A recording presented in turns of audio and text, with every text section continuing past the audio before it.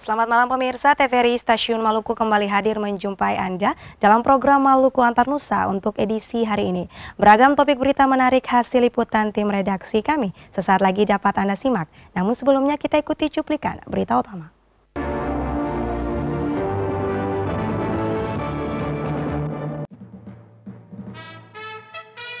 Dua anak tewas terpanggang dalam kebakaran di Jalan Sedap Malam Ambon. 5 juru parkir liar Pasar Mardika Ambon diamankan polisi.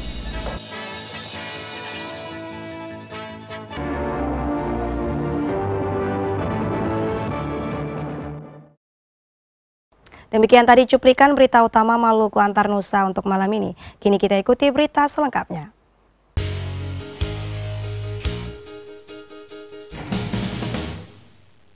Dua anak tewas terpanggang dalam kebakaran yang terjadi di Jalan Sedap Malam Ambon Selasa sore. Satu korban diketahui merupakan anak penyandang disabilitas.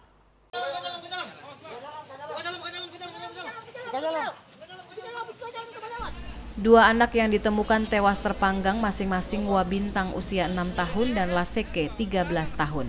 Korban Wabintang diketahui merupakan anak penyandang disabilitas dengan cacat mental dan fisik. Korban ditemukan dalam kondisi mengenaskan oleh petugas pemadam kebakaran. Korban baru bisa dievakuasi 2 jam setelah api bisa dikendalikan. Sedangkan korban Laseke baru bisa dievakuasi sekitar 2 jam kemudian. Jasad kedua korban dibawa ke Rumah Sakit Bayangkara Ambon. Kebakaran di kawasan padat penduduk itu menghanguskan 3 rumah yang digunakan sebagai kamar kos. Ada sekitar 99 kamar kos di lokasi itu yang hangus terbakar. Peristiwa ini terjadi sekitar pukul 18 waktu Indonesia Timur Selasa kemarin.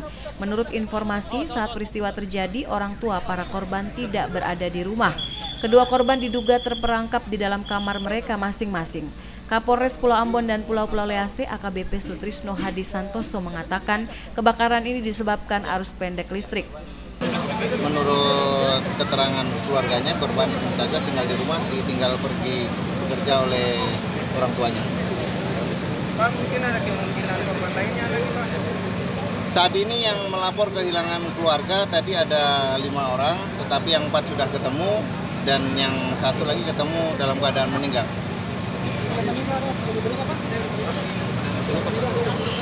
Ya, ada yang luka-luka tadi termasuk anak kecil yang kita temukan tadi yang terpisah dengan orang tuanya, itu luka di kaki tapi sudah diobati, dan 4 orang anak-anak tersebut kita pertemukan dengan keluarganya di Polsek Sirima.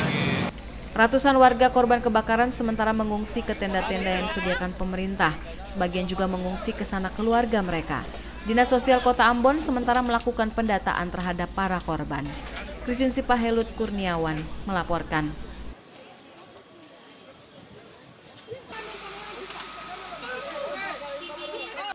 5 juru parkir liar di Pasar Mardika Ambon diamankan polisi. Mereka tidak memiliki tanda pengenal maupun memegang karcis parkir resmi yang dikeluarkan pemerintah Kota Ambon.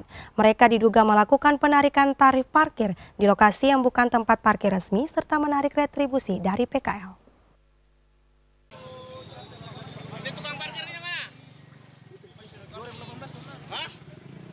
Lima juru parkir liar ini diamankan polisi saat digelar razia premanisme dan penertiban pedagang kaki lima di Pasar Mardika Ambon Selasa kemarin. Kelima jukir liar ini diduga tak memiliki karcis resmi yang dikeluarkan Pemkot Ambon. Selain itu, mereka menarik tarif parkir dari setiap pengunjung pasar di lokasi yang bukan tempat parkir resmi. Puluhan personil kepolisian dipimpin Kapolres Pulau Ambon dan Pulau-Pulau Lease ini menyisir Pasar Mardika dan menertibkan ratusan pedagang kaki lima yang berjualan di badan-badan jalan. Para pedagang mengaku mereka berjualan di badan jalan tersebut karena membayar retribusi sebesar Rp5.000 setiap hari. Bahkan ada pula yang membayar Rp10.000 per hari. Retribusi itu dipungut orang tak dikenal dan tanpa menggunakan karcis resmi. Ada 1.000 satu, 1.000 karcis, 1.000 sampah. Yang 5.000 jualan. Polisi telah mengantongi nama oknum yang melakukan pungutan liar kepada para pedagang kaki lima di Pasar Mardika itu. Kita sudah kantongi nama dari hasil wawancara tidak resmi tadi kepada para pedagang. Ada pedagang yang menyampaikan nama yang melakukan pungutan. Karena ini akan dilakukan setiap hari? Setiap hari. Atau ada pos yang nanti ditetapkan di sini? Tidak, kita untuk sementara sampai dengan akhir bulan Januari kita akan lakukan setiap hari sampai dengan kesadaran masyarakat, kesadaran pengemudi angkot, pedagang ini timbul. Sambil kita berkoordinasi dengan pihak Kota Madya untuk mempercepat penyelesaian daripada pasar ikan yang sekarang lagi direnovasi. Pungutan liar itu sudah berlangsung lama dan seolah dibiarkan oleh petugas baik dari Dinas Perhubungan maupun Satpol PP Kota Ambon yang sehari-harinya bertugas mengawasi para pedagang di Pasar Mardika. Polisi akan memasang spanduk peringatan kepada seluruh para pedagang kaki lima untuk tidak lagi berjualan di badan jalan. Bila ada yang melanggar akan diproses secara hukum sesuai Perda Kota Ambon. Christine Sipahelut Kurniawan melaporkan.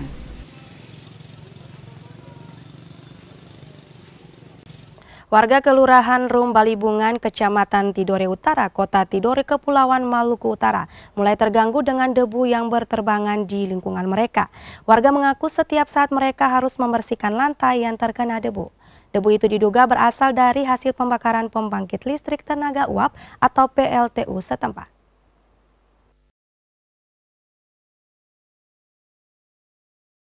Pembangkit listrik tenaga uap atau PLTU yang beroperasi di Kelurahan Rum Balibungan, Kecamatan Tidore Utara, Kota Tidore, Kepulauan Maluku Utara, akhir-akhir ini meresahkan warga di kelurahan itu. Setiap saat debu sisa pembakaran di PLTU tersebut berterbangan hingga masuk ke pemukiman mereka. Setiap pagi dan sore warga harus membersihkan lantai dan peralatan rumah tangga mereka. Setiap rumah tetap beban sama abunya. Jadi setiap hari itu dalam rumah itu sapunya 3 kali sapu. Betung punya ini lokasi apa tuh punya tempat makanan saja abu semua itu. Sedangkan kamar saja tuh waktu tidur tuh mesti sapu dulu. Kalau tidak itu abu. Jadi malam-malam tuh tidur tuh badannya gatal semua. Warga berharap pemerintah Kota Tidore Kepulauan segera melakukan relokasi pemukiman warga yang jauh dari PLTU. Menurut mereka, lingkungan tempat tinggal mereka kini telah tercemar debu hasil pembakaran PLTU yang menggunakan batu bara. Jika kondisi ini tetap dibiarkan, warga khawatir berbagai penyakit akan menyerang mereka, terutama gangguan pernapasan. Pihak kelurahan setempat juga membenarkan bahwa sebelum adanya pembangkit listrik tenaga uap yang menggunakan batu bara di sana, udara di tempat itu sangat segar. Namun setelah PLTU beroperasi, udara menjadi kotor dan tercemar. Sebelum beradanya batu bara ini, belum ada pilihan batu bara, kami masyarakat di sini memang hirup udaranya memang segar. Ternyata akhirnya sudah ada batu bara, sudah ada pilihan batu bara yang ada di Kelurahan Balibungan ini. Masyarakat di sini sudah hirup udaranya sudah kurang bagus lagi. Itu sudah masuk 2012-2013 itu dampaknya sudah mulai nggak ada sedikit-sedikit sudah ada. Maka itu mulai masuk 2016 sampai 2017 itu dampaknya sudah luar biasa. Sehingga masuk juga 2019 ini kita khawatirkan 2019 ini juga bisa berbahaya juga, Pak. Pihak PLN sementara belum bisa dikonfirmasi menyangkut hal ini. Dari Maluku Utara, Rusdi Samsi melaporkan. Karena pencemaran udara akibat debu hasil pembakaran PLTU, Sekolah Dasar Negeri Balibungan, Kecamatan Tidore Utara, Kota Tidore, Kepulauan Maluku Utara terpaksa dipindahkan ke tempat yang relatif tidak terdampak. Hal itu mengakibatkan para siswa sekolah dasar terpaksa menempuh jarak yang lebih jauh untuk bersekolah.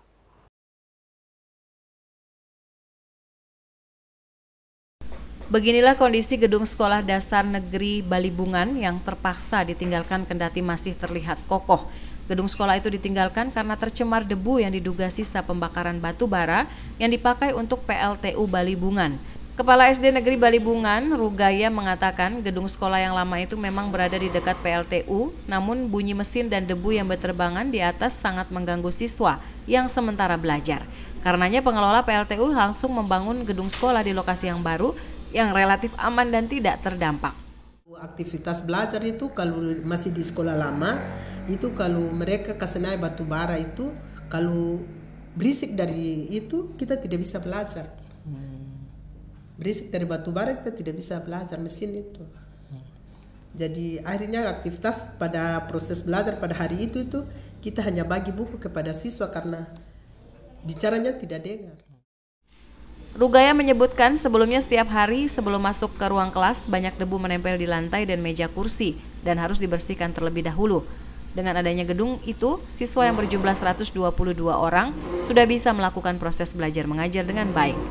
Namun demikian, mereka terpaksa menempuh perjalanan yang lebih jauh karena letak gedung sekolah itu yang juga relatif jauh dari pemukiman mereka sebelumnya. Dari Maluku Utara, Rusdi Samsi melaporkan. Pemerintah Kota Ambon setiap tahun menghabiskan anggaran sebanyak 24 miliar rupiah untuk membayar gaji pegawai honor yang ada. Wali Kota Ambon Richard Lohana Pesi mengaku kesulitan untuk membayar gaji pegawai honor tersebut.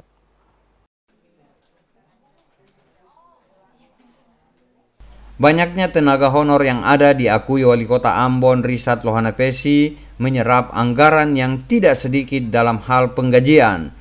Untuk 1 bulan, tegas Wali Kota Ambon, pihaknya mengeluarkan anggaran sebesar 2 miliar rupiah untuk menggaji mereka. Bila ditotal per tahun, pemerintah Kota Ambon mengalokasikan anggaran sebesar 24 miliar rupiah hanya untuk membayar gaji tenaga honor yang ada. Oleh karena itu, pemerintah Kota Ambon tidak akan lagi menerima tenaga honor sebagai pegawai. Wali Kota Ambon Richard Lohana Pesi menyatakan hanya akan menerima tenaga kontrak yang dibutuhkan seperti tenaga IT dengan penggajian secara khusus. 1 bulan itu saya harus bayar 2 miliar untuk pegawai kontrak. Ya kalau 12 bulan, sudah itu berapa itu? 24 miliar hanya untuk pegawai kontrak. Syukur-syukur kalau pegawai kontrak itu dia qualified. Pegawai kontrak yang cuma atas dasar like on the slide, itu yang repot kita.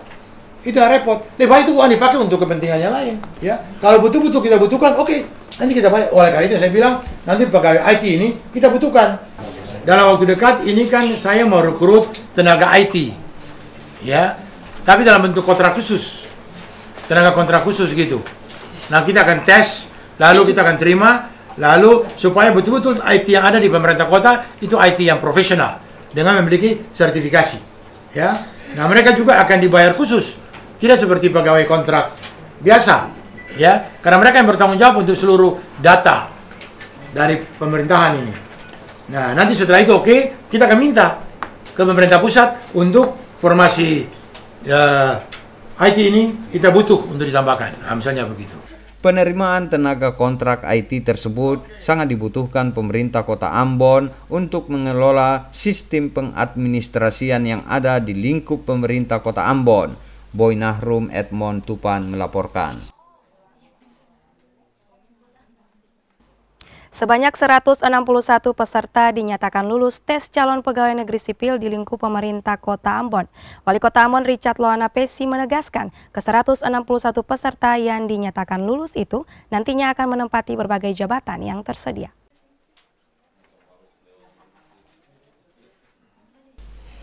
Berdasarkan rekap hasil tes calon pegawai negeri sipil pemerintah Kota Ambon, sebanyak 161 peserta dinyatakan lulus. Kelulusan mereka diungkapkan Wali Kota Ambon Richard Lohana Pesi kepada pers Selasa di Balai Kota. Wali Kota Ambon Richard Lohana Pesi menegaskan ke 161 peserta yang dinyatakan lulus itu nantinya akan menempati berbagai jabatan yang tersedia. Dijelaskan jabatan yang tersedia yakni untuk formasi khusus tenaga honorer K2 tenaga guru 4 orang, formasi khusus cum laude yakni analis perencana, evaluasi dan pelaporan, mediator hubungan industrial, ahli pertama dan auditor ahli pertama masing-masing 1 orang. Formasi khusus disabilitas 2 orang, yaitu pengelola sistem informasi administrasi kependudukan dan analis kesehatan. Wali Kota Ambon Richard Lohana Pesi menambahkan mereka yang diterima juga termasuk dalam formasi umum tenaga guru dan formasi umum tenaga kesehatan. Wali Kota Ambon Richard Lohana Pesi menyampaikan kepada para lulusan agar melakukan pemberkasan administrasi yang akan dimulai pada hari Jumat tanggal 11 Januari 2019.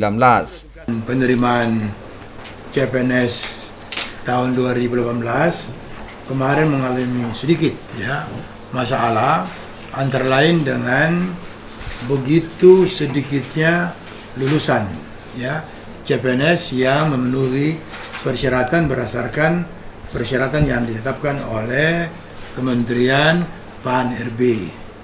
Kemudian atas saran dan masukan dari sejumlah daerah, termasuk ya dari pemerintah Kota Ambon lewat pernyataan wali kota ya yang disebut dengan air mata cengeng ya. Nah, akhirnya Presiden itu memberikan kebijakan, arahan kebijakan baru kepada Kementerian PAN RB, lalu ditinjau ulang ya passing grade dan sejumlah persyaratan yang ditetapkan itu. Jadi tes tahap kedua itu adalah testing berdasarkan spesialisasi bidang ya. Nah, dari jumlah calon pegawai yang mengikuti tes di pemerintah Kota Ambon kurang lebih itu 2.259 orang ya. Untuk tahap pertama yang lulus itu hanya 30 orang dengan formasi yang terisi waktu itu cuma 26 orang ya. Setelah usul dan saran disampaikan oleh daerah-daerah termasuk oleh pemerintah kota dengan cara-cara yang disampaikan oleh kita maupun oleh provinsi dan daerah-daerah lain. Kemudian pemerintah pusat lewat Kementerian PAN RB itu meninjau ulang dan memberikan ruang untuk diadakan tes ya spesialisasi pembinaan dengan ketentuan yang telah ditinjau ulang itu. Dari hasil tes tahap kedua maka yang lulus untuk Kota Ambon itu berjumlah 161 orang ya, 161. Jadi kurang lebih kita mendapat tingkat kelulusan lagi 135 dari ditambah dengan 26 ya yang lulus dalam formasi yang pertama itu. Jadi kita lulus dan diterima itu 161 calon pegawai ya. Seluruh proses administrasinya akan dimulai hari Jumat ya. Jadi seluruh mereka yang lulus ini dihimbau untuk segera menghubungi BKD Kota untuk berproses tentang administrasinya. Dijelaskan tenaga honor K2 yang masih ada nantinya akan dimasukkan dalam kategori pegawai pemerintah dengan perjanjian kerja atau P3K. Boy Nahrum, Edmond Tupan melaporkan.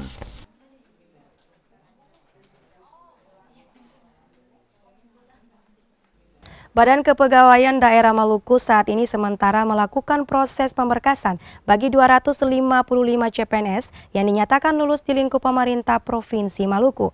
Apabila dalam proses pemberkasan tersebut ditemukan ada data CPNS yang tidak valid, maka yang bersangkutan akan digugurkan.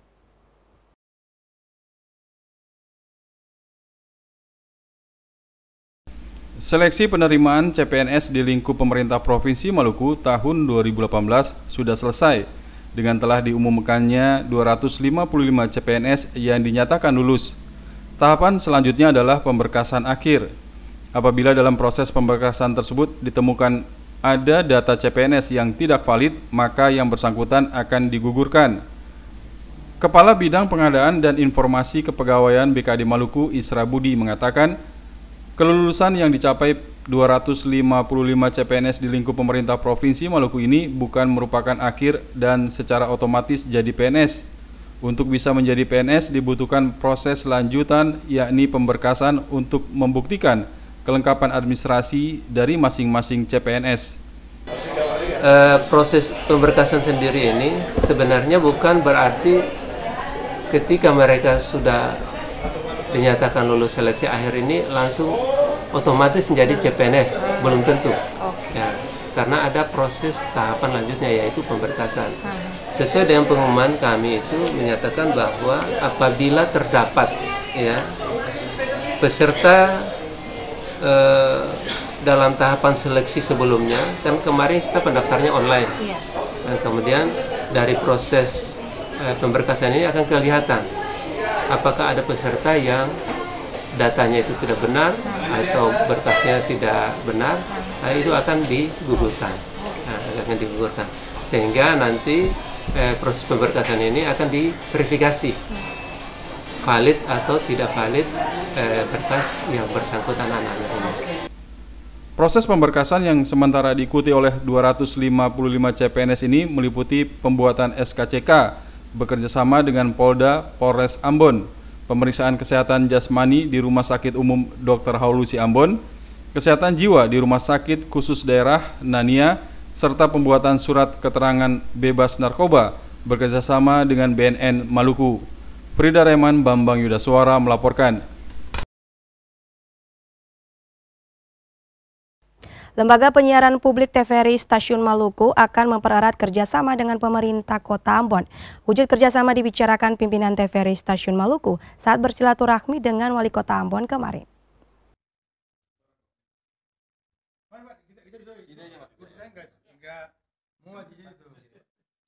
Komitmen TVRI Stasiun Maluku memperluas kemitraan dengan pemerintah Kota Ambon diwujudkan dengan berbagai rencana kerjasama. Komitmen ini diutarakan saat silaturahmi pimpinan LPP TVRI Stasiun Maluku ke pemerintah Kota Ambon Selasa kemarin.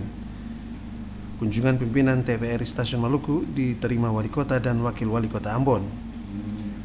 Dalam pertemuan ini, Kepala LPP TVRI Stasiun Maluku, Miswarudin Nasution, menyampaikan berbagai agenda kerja LPP TVRI Maluku ke depan. Salah satu agenda yang dirancang, selain penguatan kualitas siaran, TVRI ke depan juga akan mempererat kemitraan dengan berbagai pihak, termasuk pemerintah Kota Ambon. Menurut Nasution, LPP TVRI siap mendukung target pemerintah Kota Ambon menjadikan Kota Ambon sebagai kota musik. Bentuk dukungan akan direalisasikan melalui berbagai tayangan program yang disiarkan di layar TVRI Maluku. Komitmen ini merupakan wujud tanggung jawab TVRI sebagai TV publik yang mengakomodir berbagai kepentingan publik serta mensosialisasikan setiap agenda pemerintah daerah. Terkait hal ini, Wali Kota Ambon, Richard Lohanapesi, menyambut baik penguatan kemitraan yang digiatkan LPP TVRI. Lohanapesi juga menegaskan dukungan bagi penguatan kualitas siaran yang terus dilakukan LPP TVRI dari pusat hingga ke daerah. Lohanapesi menyatakan kerjasama yang sudah terbangun sejak dulu akan diperluas baik untuk kegiatan penyiaran maupun kegiatan di luar penyiaran. Melalui kemitraan ini, Lohanapesi berharap setiap program kerja pemerintah Kota Ambon bisa tersosialisasi ke tengah masyarakat. Yasir Tuarita, Hamsa melaporkan.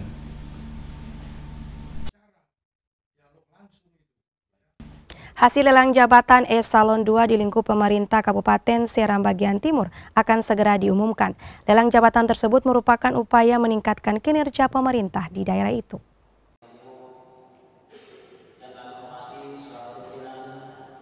Seleksi pejabat Eselon 2 di lingkup pemerintah Kabupaten Seram bagian Timur telah memasuki tahap akhir. Semua tahapan seleksi telah rampung. Bupati Seram bagian Timur Abdul Mukti Keliobas mengatakan hasil semua tahapan seleksi telah tersedia. Saat ini menanti keputusan terakhir untuk diumumkan. Keliobas mengatakan sebelum hasil lelang jabatan diumumkan, perlu diadakan rapat bersama dengan semua pihak terkait di lingkup pemerintah Seram bagian Timur, di antaranya Wakil Bupati dan Badan Pertimbangan Pangkat dan Jabatan. Kita bicara ini wakil, persoalan sudah tidak ada masalah apa-apa. Jujur saya tidak ada persoalan lagi. Yang ada ini cuma tinggal Sekda, Bupati, wakil dan BKD dan inspektorat. Kita duduk dan diskusi dan diputuskan. Hampir semua jabatan Eselon 2 di daerah itu masuk daftar lelang. Tercatat puluhan ASN yang mengikuti seleksi tersebut. Untuk mengisi jabatan yang lowong saat ini, Bupati menempatkan sejumlah pelaksana tugas kepala SKPD. Para pejabat yang akan dilantik nantinya diharapkan dapat bekerja profesional sebagai abdi negara dan abdi masyarakat. Dengannya roda pemerintahan dan pembangunan di daerah ini dapat berjalan lebih baik. Dari Bula Seram bagian Timur, Mansur Boinau melaporkan.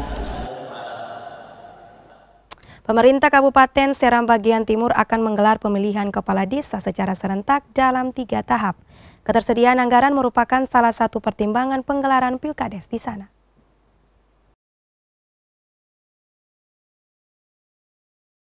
Setelah menggelar pemilihan kepala desa serentak tahap pertama akhir Desember lalu, pemerintah Kabupaten Seram Bagian Timur akan menggelar Pilkades tahap kedua dan tahap ketiga. Bupati Seram Bagian Timur Abdul Mukti Keliobas mengatakan sebanyak 24 desa yang diakomodir dalam Pilkades serentak tahap pertama. Desa-desa tersebut tersebar di sejumlah kecamatan, di antaranya Kecamatan Bula, Bula Barat, Kilmuri, dan Teluk Waru. Untuk desa yang lain akan diakomodir dalam Pilkades tahap kedua dan tahap ketiga.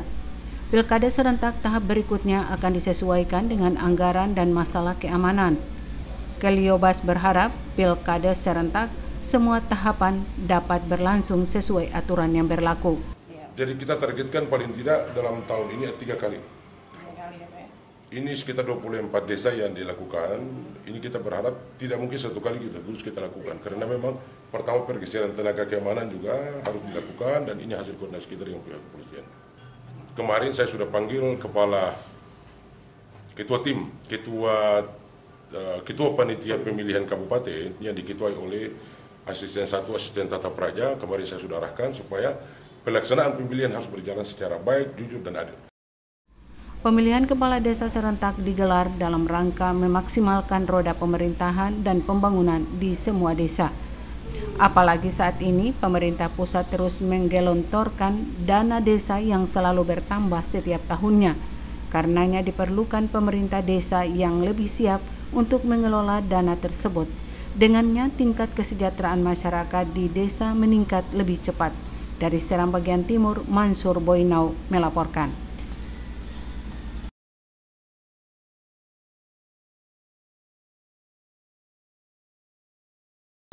Badan Penanggulangan Bencana Daerah Maluku melakukan evaluasi mitigasi bencana 2018.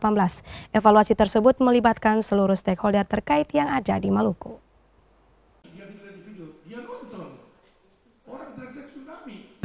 Badan Penanggulangan Bencana Daerah Maluku bersama sejumlah mitra terkait lainnya melakukan evaluasi bencana tahun 2018. Kepala Badan Penanggulangan Bencana Daerah Maluku Parida Salampesi menyebut evaluasi bencana daerah perlu dilakukan sebagai upaya untuk meningkatkan pelayanan kepada masyarakat terkait dengan bantuan darurat yang pada saat terjadi bencana. Parida Salampesi mengakui penanganan bencana tahun 2018 lalu yang diberikan kepada masyarakat dinilai belum optimal karena terkendala dengan sarana penunjang dan logistik yang tidak memadai.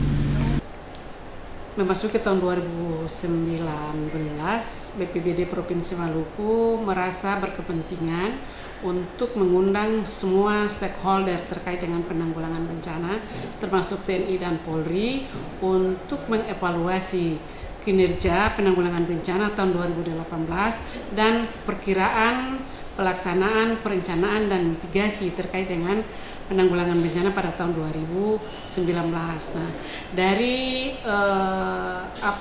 copy morning yang tadi kita laksanakan, semua pemikiran yang disampaikan oleh yang mewakili masing-masing organisasi perangkat daerah maupun dari TNI Polri, kemudian juga ada dari APIK dan lembaga-lembaga donor yang lain, itu semua menyampaikan usul saran yang sangat konstruktif terkait dengan penanggulangan bencana pada tahun 2019, mengingat akhir-akhir ini di Indonesia kan ada banyak daerah yang mengalami ancaman. Nah, kita juga sebagai daerah yang rawan terhadap bencana, kita juga harus mempersiapkan masyarakat untuk apabila terjadi sesuatu, maka masyarakat kita juga dan pemerintah sudah siap untuk menghadapi. Parida Salampesi menuturkan dukungan dana dari pemerintah pusat dan daerah perlu ditingkatkan untuk menunjang proses bantuan darurat ke masyarakat yang tertimpa bencana alam. Dijelaskan untuk menunjang proses bantuan darurat secara terpadu ke masyarakat, Badan Penanggulangan Bencana Daerah Maluku membutuhkan dukungan dana lebih dari pemerintah pusat untuk operasional di lapangan. Abu Sahbawa, Cak Tamaela melaporkan. Target wajib EKTP bagi pemilih pemula khusus untuk umur 17 tahun sudah mencapai 600 orang. Perekaman EKTP bagi pemilih pemula itu dilakukan di SMA dan sederajat di Kota Ambon. Direncanakan sebelum April, perekaman bagi wajib EKTP sudah terrealisasi sebelum pemilihan umum.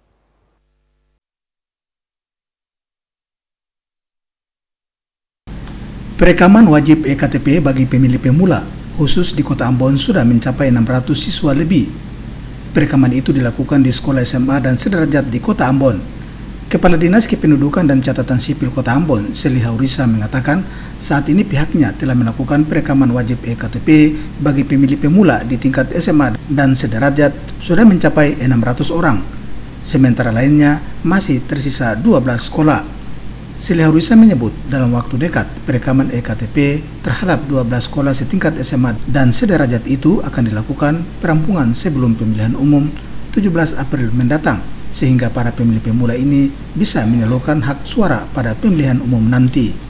Yang jelas untuk wajib KTP itu kita sudah melakukan tindakan antisipatif, yaitu dengan melakukan perekaman terhadap seluruh warga Kota Ambon U17.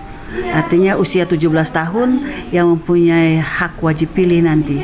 Dan kita sudah melakukan itu di seluruh SMK di Kota Ambon. Masih tersisa 12 SMK dan Madrasah Alawiyah yang di dalamnya, yang dalam waktu dekat ini kita akan menyelesaikannya. Untuk U17 itu sudah sekitar 600 lebih. Ya, harapan kita untuk seluruh masyarakat yang belum melakukan perekaman, tetapi juga U17 yang belum melakukan perekaman pada sekolah-sekolah menengah atas, diharapkan untuk segera melakukan perekaman ke kecamatan-kecamatan terdekat di mana wilayah mereka tinggal, sehingga pada saatnya mereka pun memiliki KTP dipakai sebagai salah satu persyaratan dalam mengikuti pemilihan di tahun 2019 nanti. Haurisa mengajak para pemilih pemula yang belum melakukan perekaman wajib EKTP untuk melakukan perekaman sesuai target yang direncanakan. Abu Sabawa, Cak Tamaela melaporkan. Dalam memperkuat infrastruktur di wilayah perbatasan, pemerintah terus membangun konektivitas terutama di pulau-pulau terluar. Salah satunya adalah pembangunan jembatan WR Arafura yang menghubungkan Pulau Yamdena dan Pulau Larat di Kabupaten Maluku Tenggara Barat.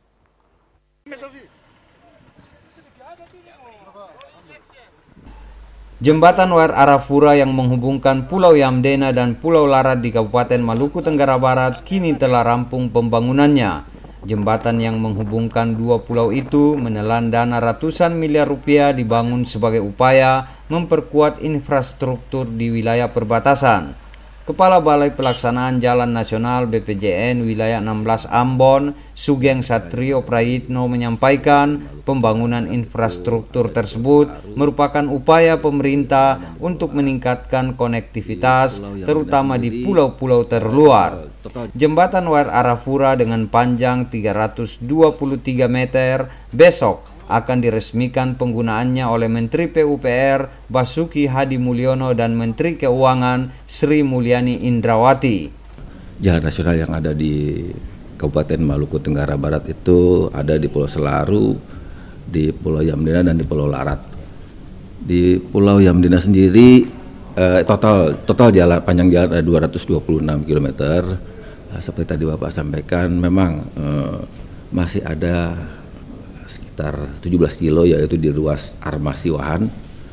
Itu Armasiwahan panjang ruasnya 45 kilo dan sepanjang 17 kilo yang tadi Bapak sampaikan memang ada persoalan teknis bahwa tanah yang di daerah situ kembang sudah tinggi sehingga saat ini masih kondisinya belum baik, tapi ini akan kami kerjakan tahun ini dan insya Allah tahun ke depan juga bisa kami programkan untuk dikerjakan. Diyakini keberadaan jembatan WR Arafura itu akan meningkatkan roda perekonomian masyarakat setempat. Boy Nahrum Edmond Tupan melaporkan.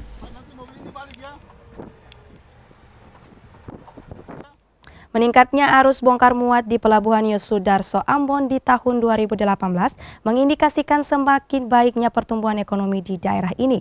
Pimpinan PT Tanto Intim Line VNC Patiwael menegaskan meningkatnya arus bongkar muat tersebut belum dibarengi dengan fasilitas memadai yang ada dalam Pelabuhan Yosudarso Ambon.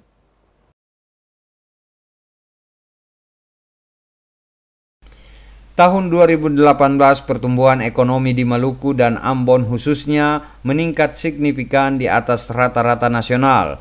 Peningkatan pertumbuhan ekonomi itu salah satunya terlihat dari arus bongkar muat yang ada di Pelabuhan Yosudarso Ambon. Pimpinan PT Tanto Intim Line VNC Patiwael mengakui hal tersebut yang menilai selama tahun 2018 arus bongkar muat di Pelabuhan Yosudarso Ambon naik tajam dibanding tahun sebelumnya. Hanya saja peningkatan arus bongkar muat tersebut tidak dibarengi dengan fasilitas memadai yang ada dalam Pelabuhan Yosudarso Ambon. VNC Patiwael mengharapkan kepada PT Pelindo Cabang Ambon sebagai pengelola Pelabuhan Yosudarso untuk meningkatkan pelayanan dengan penyediaan fasilitas yang memadai. Sejak awal tahun 2018, pelayaran Tanto Intim Line sudah memilih Pelabuhan Ambon. Sejak ditetapkan sebagai Pelabuhan Terminal Peti Kemas, Tanto memilih Cabang Ambon sebagai Pelabuhan Transshipment. Jadi ada 3 kapal yang Tanto siapkan untuk melayani angkutan antar pulau di Ambon. Di antaranya Lumoso Gembira, Lumoso Selamat, sama Tanto Ceria. Jadi kalau dulu itu kapal besar dia langsung melayani Surabaya, Makassar, Ambon, Tual, Timika Merauke. Jadi cuma Surabaya, Makassar, Ambon, terus barang Tual, Timika Merauke diturunkan di Ambon, baru kita lanjut dengan 3 kapal yang home base di Ambon itu. Jadi lebih mempersingkat perjalanan, memperlancar distribusi barang. Kami berharap dari PT Pelindo, karena pengelola pelabuhan dan terminal operator satu-satunya di pelabuhan sekarang kan PT Pelindo. Dalam peningkatan infrastruktur yang sampai sekarang masih dalam pembangunan, dimohon kiranya tahun 2019 ini Pelindo sudah bisa dapat menata layani infrastruktur yang baik agar distribusi barang dari kapal ke depo, begitupun dari depo ke customer bisa lebih lancar. Jadi semua tergantung dari fasilitas yang disiapkan PT Pelindo, Pak. Meningkatnya arus bongkar muat di Pelabuhan Yosudarso Ambon berdampak positif terhadap aktivitas PT Tanto Intim Line karena target yang ditetapkan manajemen dapat tercapai.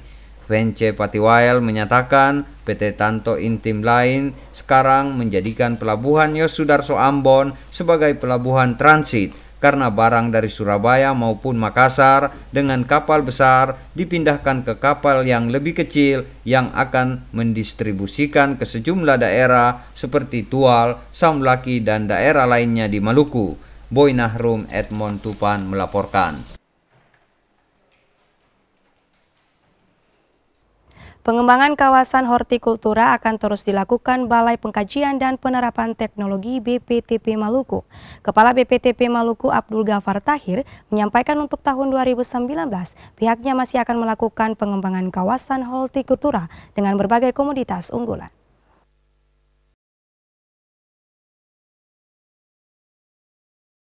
Pengembangan kawasan hortikultura yang dilakukan BPTP Maluku di tahun 2018 lalu direalisasikan di Kabupaten Maluku Tengah dengan komoditas unggulan, yakni cabai dan bawang merah. Dalam pengembangan kawasan hortikultura yang dilakukan tersebut melibatkan peneliti, penyuluh, dan para petani sebagai upaya penerapan teknologi pertanian. Kepala BPTP Maluku Abdul Ghafar Tahir menyampaikan kegiatan pengembangan kawasan hortikultura tersebut akan terus dilakukan di tahun 2019. Hal ini sebagai upaya membuka kesempatan kepada para petani untuk mendapatkan informasi teknologi hasil penelitian dan menyalurkannya secara cepat di antara peneliti, penyuluh, dan petani. Abdul Ghafar Tahir menegaskan kegiatan yang dilakukan dalam pengembangan kawasan hortikultura juga dimaksudkan agar penyuluh menjadi kreatif dalam mengemas kegiatan inovatif. Di tahun 2019, selain melanjutkan pengembangan kawasan hortikultura, BPTP Maluku juga akan melakukan pengembangan tanaman jangka panjang, yakni sagu dan pala. Karena kami dari BPTP ini punya teknologi, para ahli-ahli teknologi khusus hortikultura ada di BPTP. Jadi dalam rangka peningkatan produksi itu tentu peran BPTP ini sangat penting, baik dari peneliti maupun dari penyuluh. Kami memang sudah ada program khususnya hortikultura, baik dari program dari pusat yang kami sinkronkan dengan program pemerintah daerah, dalam hal ini Dinas Pertanian Tanaman Pangan Provinsi Maluku, bekerja sama dalam peningkatan produksi. Jadi peneliti menghasilkan teknologi, penyuluh yang menginovasi, hasil inovasi dari peneliti itu kita adopsi ke petani melalui penyuluh. Jadi peran penyuluh di sini juga sangat penting dalam hal ini, dalam peningkatan produksi khususnya hortikultura. Ya.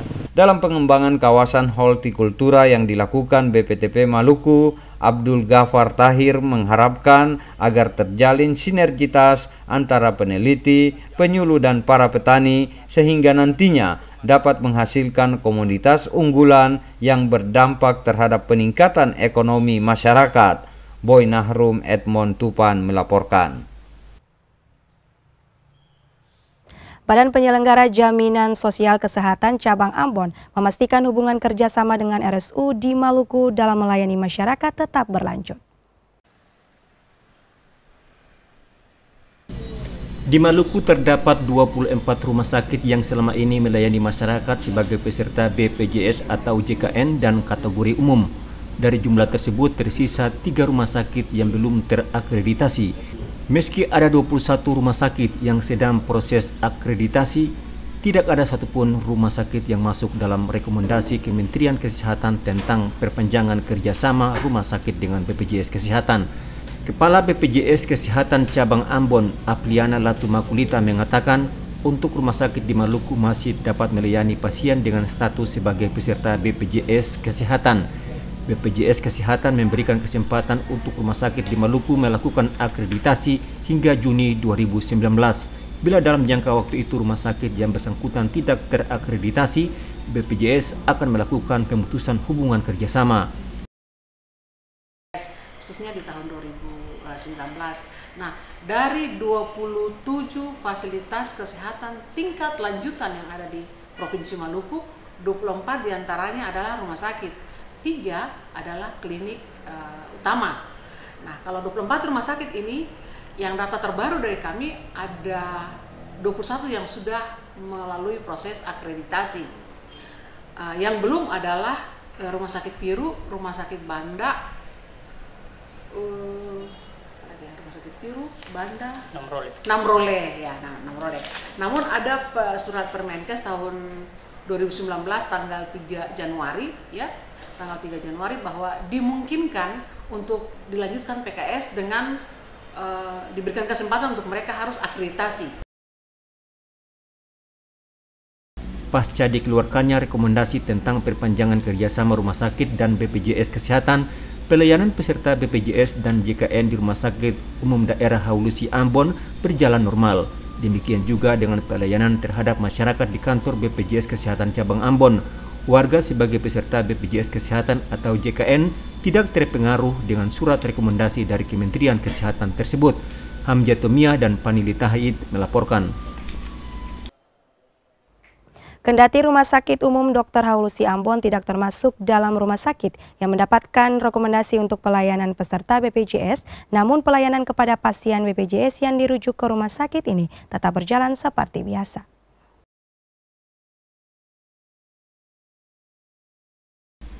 Di Maluku, tidak ada satupun rumah sakit yang diperpanjang kontrak kerjasama pelayanan jaminan kesehatan nasional sesuai rekomendasi Menteri Kesehatan. Namun demikian, Rumah Sakit Umum Dr. Haulusi Ambon hingga saat ini masih tetap melayani pasien BPJS yang dirujuk ke rumah sakit tersebut.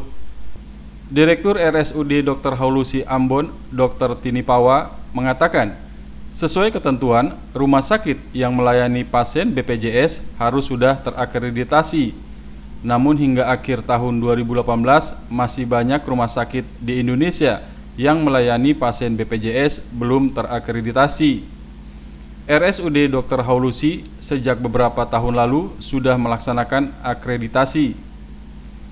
Akreditasi rumah sakit yang diikuti RSUD Haulusi dinilai sangat penting untuk memberikan jaminan kesehatan yang diberikan rumah sakit ini berkualitas dan profesional.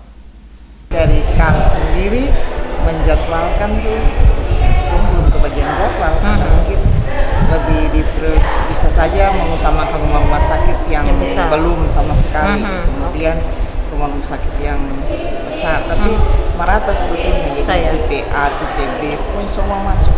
Jadi kita sendiri dari bulan November ketemu sebenarnya untuk minta diakreditasi, tapi sampai sekarang juga belum ada kata. Tapi untuk keputusan ketemu sih masuk. Jadi mungkin yang ada 18 rumah sakit yang di Jawa ya, rata-rata di Jawa, kebanyakan di Jawa yang sekarang diputuskan tuh mungkin ada penilaian tersendiri ya tersendiri, sehingga untuk sementara tidak melayani keputusan MOU dengan BPJS. Tapi walaupun kebetulan di Maluku kayaknya semua rumah sakit belum masih layani. Jadi walaupun belum terakreditasi, pelayanan BPJS di rumah sakit masih berjalan ya. Kendati masih menunggu proses akreditasi lanjutan pada tahun ini, namun pelayanan kesehatan bagi pasien BPJS tetap berjalan seperti biasa. RSUD Dr. Haulusi masih menjalin kerjasama dengan BPJS untuk melayani masyarakat pengguna kartu BPJS dan JKN KIS di daerah ini. Frida Reman, Bambang Yudaswara melaporkan. DPRD Kabupaten Seram bagian Barat menggelar rapat paripurna istimewa dalam rangka HUT Kabupaten SBB yang ke-15 tahun 2019. Paripurna istimewa digelar di ruang rapat utama DPRD setempat.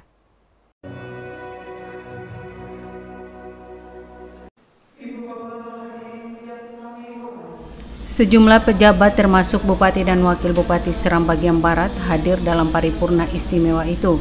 Bupati Seram bagian Barat Yasin Payapo mengajak seluruh warga di kabupaten tersebut untuk mensyukuri hari ulang tahun kabupaten itu. Walaupun masih relatif baru, pemerintah Kabupaten Seram bagian Barat senantiasa berupaya meningkatkan pembangunan dan pelayanan publik bagi warganya. Sejumlah infrastruktur terutama transportasi jalan terus digenjot untuk membuka keterisolasian wilayah. Piru sebagai ibu kota kabupaten juga ditata dengan membangun trotoar dan penerangan jalan.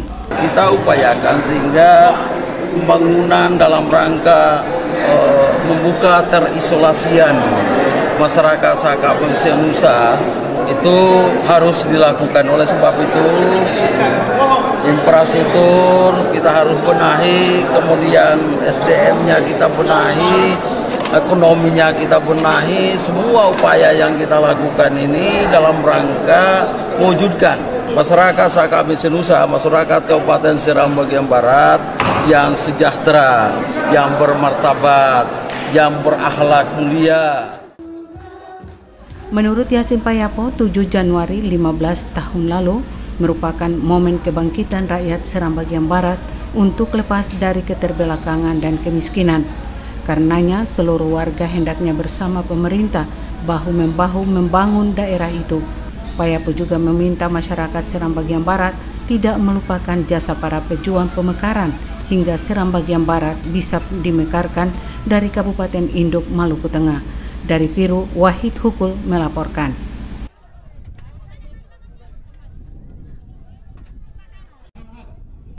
Di era globalisasi saat ini, pemerintah Kabupaten Maluku Tengah terus mendorong upaya masyarakat di Kepulauan Banda, Kabupaten Maluku Tengah untuk mempertahankan dan melestarikan adat serta budaya mereka agar tidak hilang terkikis zaman.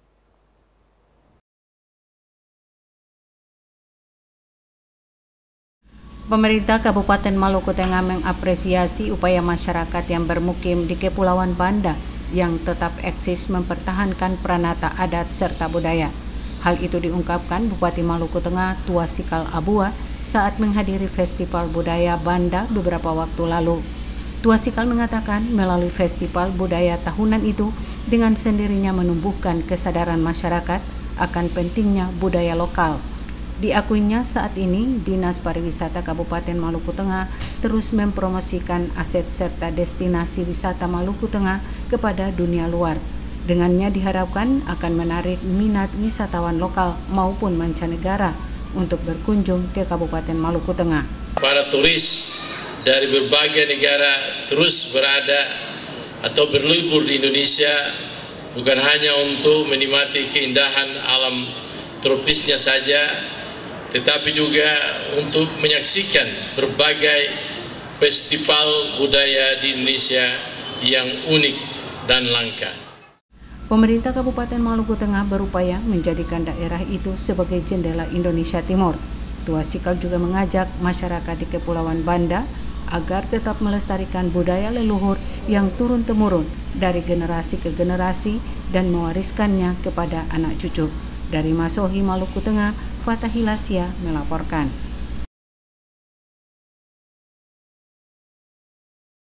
Jemaat GPM Paso menggelar kegiatan temu anak dan remaja yang diikuti 180 anak remaja.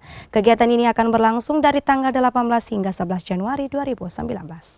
GPM Paso beserta para majelis jemaat, pejabat Raja Negeri Paso yang diwakili. Kegiatan Bakudapa atau temu anak remaja mengambil tema merawat persahabatan Kalesang Bumi. Kegiatan tersebut diawali dengan ibadah yang dipimpin Pendeta Pit Ihalau. Dalam khotbahnya, Ihalau mengatakan kegiatan Bakudapa anak dan remaja memberikan dampak positif, terutama para generasi muda gereja. Mereka berkumpul dan menghasilkan berbagai ide kreatif bagi perkembangan gereja serta mengupayakan solusi bagi persoalan yang dihadapi baik di lingkungan keluarga, masyarakat maupun pendidikan. Ketua Klasis Ambon Timur Pendeta Dani Wati Manela mengharapkan kegiatan tersebut semakin mempererat hubungan kebersamaan anak dan remaja di lingkungan gereja dari berbagai unit dalam sektor pelayanan Jemaat GPM Paso. Sesuai tema, Pendeta Dani Wati Manela mengajak seluruh komponen gereja untuk menanamkan konsep ramah lingkungan sejak dini kepada anak dan remaja. Selain itu, anak dan remaja gereja harus diajarkan untuk cinta kepada bumi tempat mereka berpijak. Cara mengajarkan mereka mencintai dan merawat bumi bisa dimulai dengan hal yang sederhana, misalnya buang sampah di tempatnya atau sekedar mengurangi pemakaian benda plastik.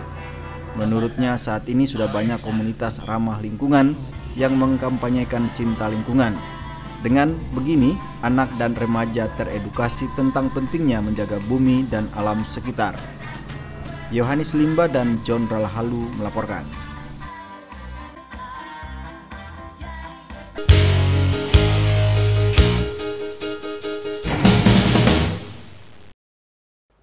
Dan pemirsa, penyampaian berita tadi mengakhiri Maluku Antar Nusa untuk malam ini. Kami yang bertugas mengucapkan terima kasih atas perhatian dan kebersamaan Anda. Selamat malam dan sampai jumpa.